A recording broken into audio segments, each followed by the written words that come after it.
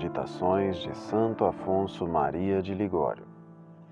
11ª semana depois de Pentecostes. 10º domingo. O fariseu e o publicano.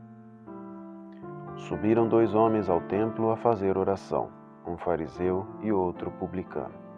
São Lucas, capítulo 18, versículo 10. Sumário. Da parábola do Evangelho de hoje, bem se conclui que se a virtude da humildade nos é necessária, sempre e em toda parte, ela nos é mais indispensável ainda na oração, e especialmente quando vamos à igreja, que é a casa da oração.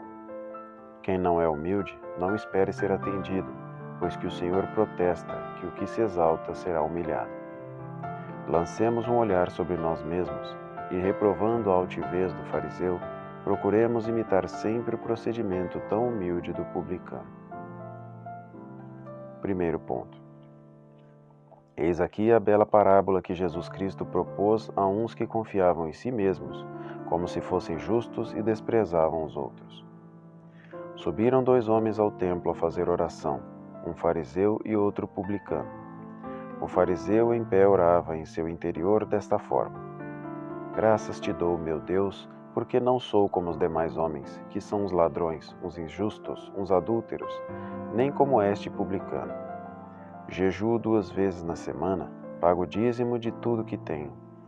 O publicano, pelo contrário, posto lá de longe, não ousava nem sequer levantar os olhos ao céu, mas batia no peito, dizendo: Meu Deus, sê propício a mim, pecador. Digo-vos que este voltou justificado para sua casa, e não o outro, porque todo o que se exalta será humilhado, e todo o que se humilha será exaltado.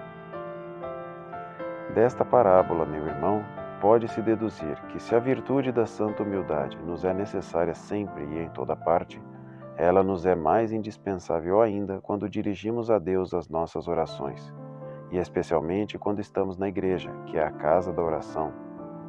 Quem não é humilde não espere ser atendido, porquanto Deus não pode suportar aqueles orgulhosos que confiam em suas próprias forças e se julgam melhores que os outros. Por isto, como escreve São Tiago, resiste aos pedidos dos orgulhosos, não os ouve, não os defere, antes os rejeita. Muitas vezes as próprias orações daqueles orgulhosos, segundo a expressão do salmista, mudam-se em pecado. A sua oração se lhe impute a pecado. Ao contrário, o Senhor não sabe desprezar um coração contrito e humilhado, ainda que no passado tenha sido grande pecador. Para com este é liberal das suas graças.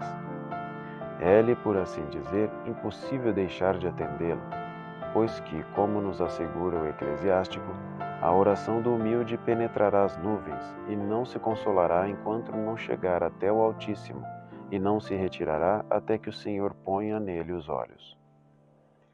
Numa palavra, assim conclui Santo Agostinho: quando alguém se humilha, Deus lhe vai ao encontro para o abraçar. Mas quando alguém se exalta e se gloria da sua sabedoria, das suas ações, Deus afasta-se dele e o abandona, de sorte que infalivelmente será humilhado. Segundo ponto. Eis, pois, meu irmão, o que tens de fazer se desejas que Deus atenda a teus pedidos.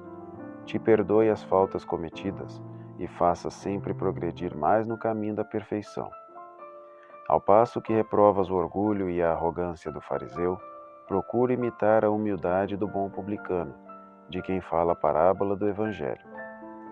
Vê como ele fica o mais possível longe do altar, reconhecendo-se desta maneira indigno de estar na presença de Deus e na companhia de homens de bem.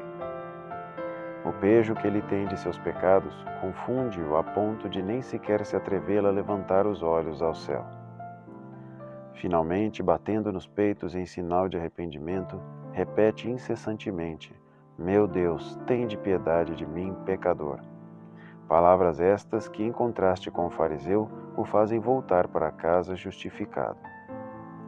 Por este exemplo, deves modelar a tua oração, a fim de que seja aceita de Deus, com a única diferença, porém, de que, como o publicano, por temor reverencial, ficou longe do sagrado altar, assim acedendo ao desejo de Jesus Cristo, te aproximes dele o mais possível, para receber a Santa Comunhão ou celebrar o sacrifício divino.